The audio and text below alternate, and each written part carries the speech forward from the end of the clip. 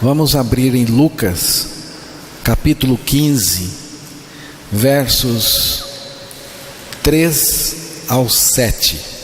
Vamos ouvir a leitura da palavra de Deus.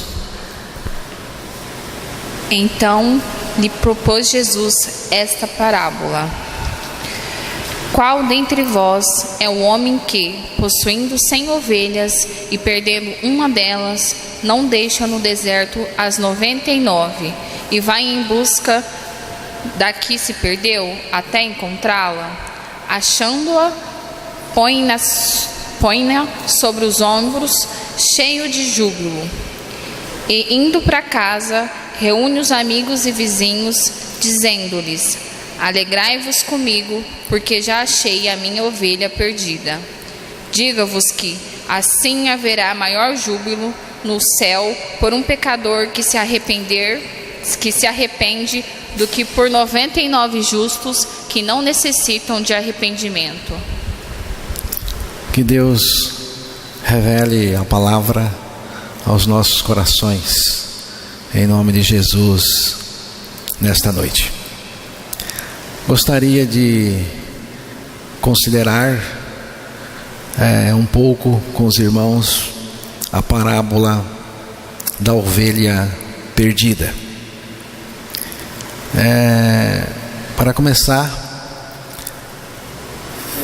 que Jesus identifica a ovelha perdida ao pecador, não resta dúvida nenhuma. Jesus ele relaciona a ovelha perdida ao pecador. A ovelha perdida representa cada um de nós, que se perdeu de Deus por causa do pecado. A palavra de Deus nos diz que todos pecaram e estão separados da vida de Deus, da presença de Deus. Romanos capítulo 3, verso 9,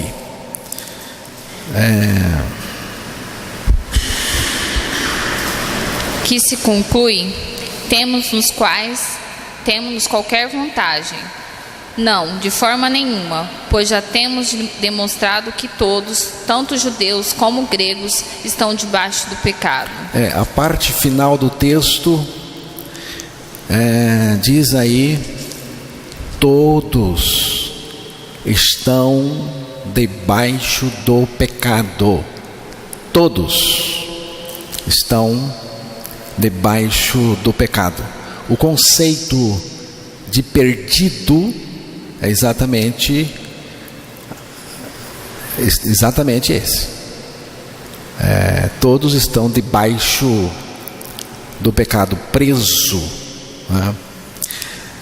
O verso 12, aí, Romanos 3. Todos se extraviaram a uma, se fizeram inúteis. Não há quem faça o bem, não há nenhum sequer. A parte final também do texto: todos. O verso 9 falou: todos estão debaixo do pecado. Agora, todos se extraviaram e juntamente se fizeram inúteis. Vejam, todos se extraviaram, se perderam, se extraviaram de Deus. O pecador se encontra extraviado da vida de Deus, do próprio Deus. Ele está perdido. O versículo 23, Romanos 3. Pois todos pecaram e carecem da glória de Deus. Continua com a palavra todos. Todos pecaram, destituídos, separados, caídos estão da vida de Deus, né? Então, Efésios capítulo 4, versículo 18. Obscurecidos de entendimento, alheios à vida de Deus por causa da ignorância em que vivem, pela dureza do seu coração. Entenebrecidos no entendimento, separados da vida de Deus. A versão que ela leu diz alheio. Alheio também tem o sentido de separado, né? Mas a versão que estou usando já diz logo a palavra separados. Separados da vida de Deus pela ignorância que há neles, pela dureza do seu coração. Então, irmãos, o homem, o pecador, ele está extraviado, perdido, extraviado de Deus. Ele se perdeu de Deus. Não foi Deus que perdeu o homem, mas foi o homem, por causa do pecado, que se perdeu de Deus, se extraviou. E ele não tem condições nenhuma de voltar para Deus. A ovelha perdida não retornou à casa. Você viu na leitura. Depois em casa você pode ler novamente. A ovelha perdida não retornou à casa. O homem, o dono das ovelhas, também não permaneceu em casa esperando o retorno da ovelha. Isso nunca teria acontecido, da ovelha retornar à casa. Jamais teria acontecido o seu retorno. Então o dono não ficou esperando.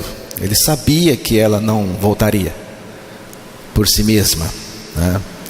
A palavra do Senhor diz em Romanos 3, verso 10, ali também diz algo que vai nos ajudar a compreender, a entender o porquê que estou dizendo que a ovelha não retornaria à casa por si mesma.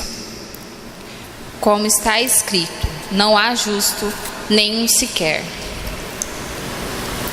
O verso 10? É o 10? Vê o outro então.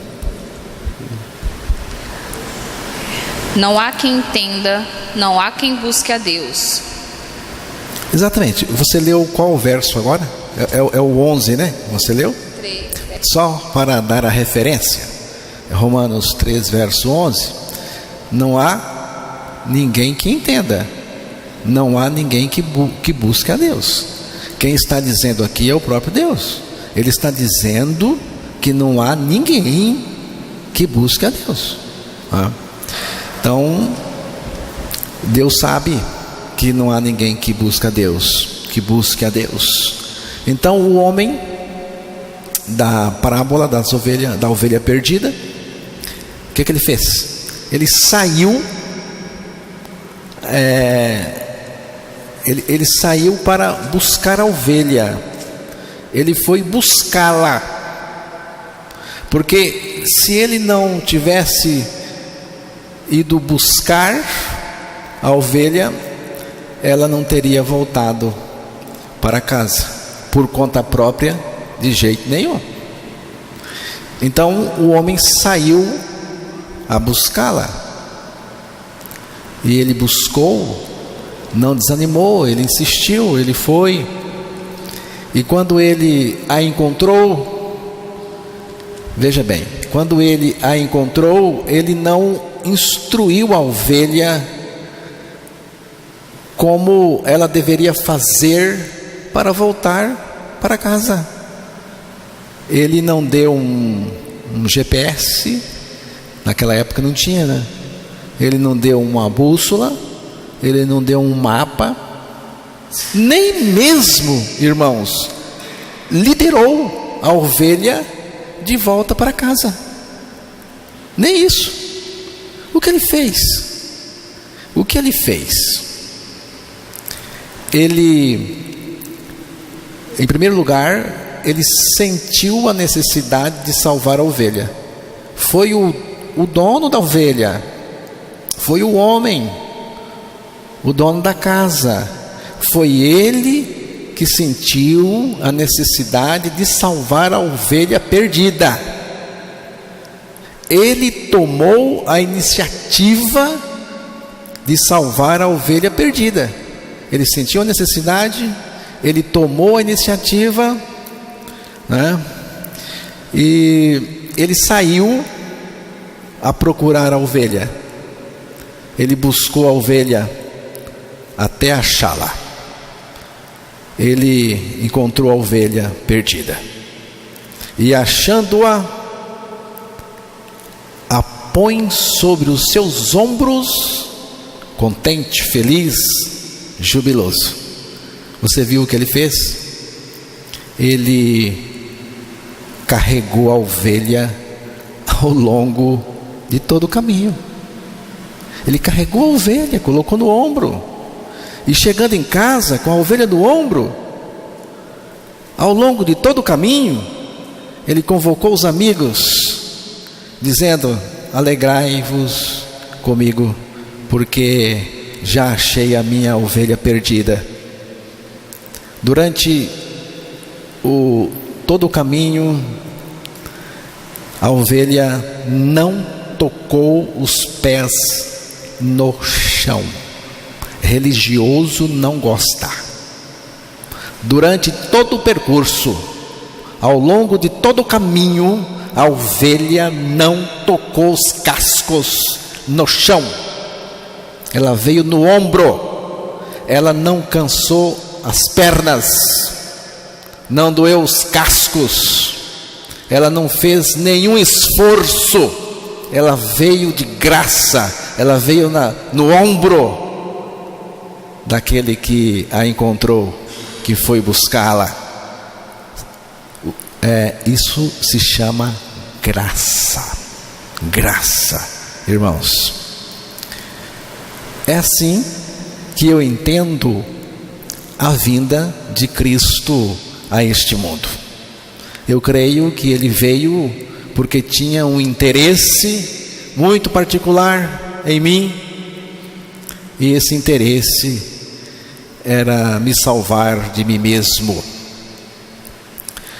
Se tivesse só você no mundo, ele teria vindo só por você, assim como se o único no mundo fosse eu, ele teria vindo e morrido por mim. Que amor é este? É indefinível. Apenas creia. Apenas creia. Deus busca o homem. Foi Deus que buscou o homem primeiro, e não ao contrário. Então, irmãos, se vocês hoje buscam a Deus, é porque Ele buscou vocês primeiro.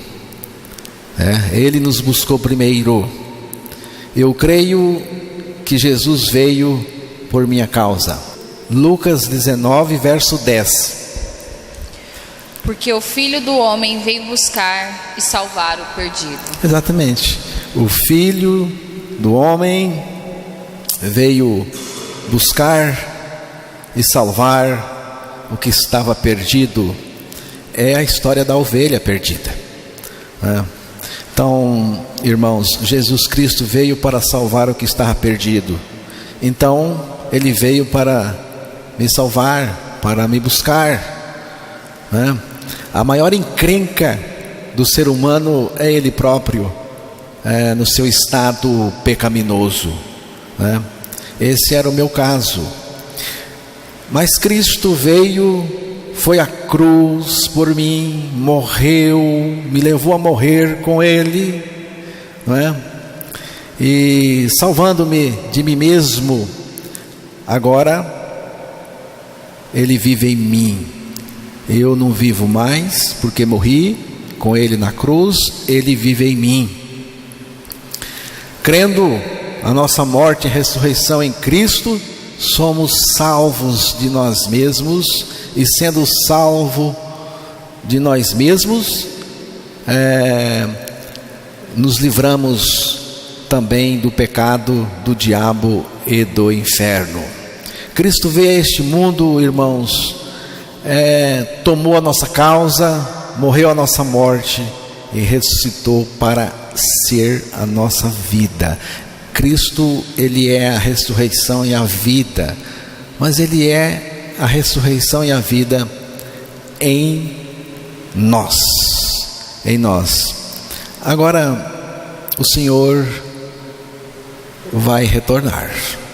O Senhor retornará à terra muito em breve. Tudo está indicando que o seu retorno está muito próximo. E Ele vai retornar. Mas Ele não vai retornar para tratar com os seus pecados, porque Ele já fez isso. Ele vai retornar para buscar aqueles que Ele já salvou lá na cruz do Calvário. Hebreus capítulo 9, verso 28. Assim também Cristo, tendo se oferecido uma vez para sempre para tirar os pecados de muitos, aparecerá a segunda vez, sem pecado, aos que aguardam para a salvação. Vejam aqui, assim também Cristo, oferecendo-se uma vez para tirar os pecados de muitos, aparecerá segunda vez. Vejam, aqui diz que Ele vem a segunda vez. Então eu creio que o Senhor virá a segunda vez, porque Ele prometeu. Só que diz aqui que aparecerá segunda vez sem pecado aos que esperam para a salvação, tá? Então, irmãos, no Antigo Testamento, cada vez que os sacerdotes ofereciam sacrifícios, esses sacrifícios estavam anunciando a presença do pecado nos sacerdotes e também no povo. A repetição dos sacrifícios era porque eles, os sacerdotes e também o povo, continuavam sendo pecadores do mesmo jeito. Por isso que diz que quando fazia isso, estava comemorando pecado, ou lembrando-se deles. Muitos deles eram honestos, sinceros, evitavam o pecado o quanto podiam, mas mesmo assim, irmãos, eles cometiam pecado. Por quê? Porque eles tinham a natureza do pecado. Eles eram pecadores por natureza. Naquele sacrifício que o corpo daquele animal recebia os pecados, e o pecador era perdoado, era aliviado daquilo que ele cometeu. Mas o próprio pecador não era identificado no animal. O animal ele não recebia o pecador, tá? O pecador não era atraído no animal. Agora Jesus, o Cordeiro de Deus, que veio para fazer um sacrifício único e para sempre, Ele sim, o Cordeiro de Deus lá na cruz, Ele recebeu os nossos pecados e nos recebeu também, porque Ele nos atraiu para si. Nós fomos incorporados nele, nós fomos identificados, nele nós morremos, irmãos. Então, Cristo fez um sacrifício de uma vez para sempre. Se o sacrifício de Cristo foi de uma vez para sempre, significa, irmãos, que Ele também tirou o pecado de uma vez para sempre. Não precisamos mais de sacrifícios, porque Cristo não só tirou o pecado, como também crucificou o pecador em seu corpo lá na cruz. E mais do que isto, nos proveu de recursos para não continuarmos mais servindo o pecado. Estou crucificado com Cristo, e não vivo eu, mas Cristo vive em mim. Cristo vive em mim é o recurso que Ele me proveu. Então eu não preciso mais continuar no pecado. Cristo retornará. Ele retornará, não para tratar dos nossos pecados. Isso Ele fez quando morreu na cruz. Ele virá outra vez para aquelas pessoas que Ele salvou, que Ele tirou seus pecados, que Ele crucificou sua velha natureza. Ele virá buscar essa gente salva por Ele, não é? Então, quem não está salvo não subirá com Ele. Se você não está salvo do pecado, você não subirá com Ele. Se você está com dúvida, você não subirá. Não brinque não. Não brinque não. Jesus é a nossa única esperança de salvação. Mateus 1, 21, vamos fazer a leitura de Mateus 1, 21, o último texto que vamos citar nesta noite. Ela dará à luz um filho, e lhe porás o nome de Jesus, porque ele salvará o seu povo dos pecados deles. E dará à luz um filho, e chamarás o seu nome Jesus, porque ele salvará o seu povo dos seus pecados. Irmãos, pelo texto, o nome Jesus significa salvação do pecado. Eu não estou inventando, está aqui, ó. E dará à luz um filho, e chamarás o seu nome Jesus. Por que ele foi chamado de Jesus? Porque ele salvará o seu povo dos seus pecados. O nome Jesus significa salvação do pecado. Jesus é aquele que veio salvar do pecado. Se você diz que crê no nome de Jesus e vive no pecado, você mente. Você não crê coisa nenhuma. Como que você está crendo no nome de Jesus? E Jesus significa aquele que veio para salvar você do pecado, e você diz que crê em Jesus e continua no pecado. Então você não está crendo. Então Jesus ele veio para salvar do pecado. Não se trata neste caso de uma mera questão de comportamento, mas de natureza pecaminosa. Jesus nos salva do pecado, para não vivermos mais no pecado. Não tem sentido, irmãos, não tem sentido ser salvo do pecado e continuar ainda nele. Então você foi salvo de quê? O pecado separou você de Deus, mas a sua morte em Cristo separa você do pecado para Deus. Crendo sua morte com Cristo, você experimentará a salvação do pecado.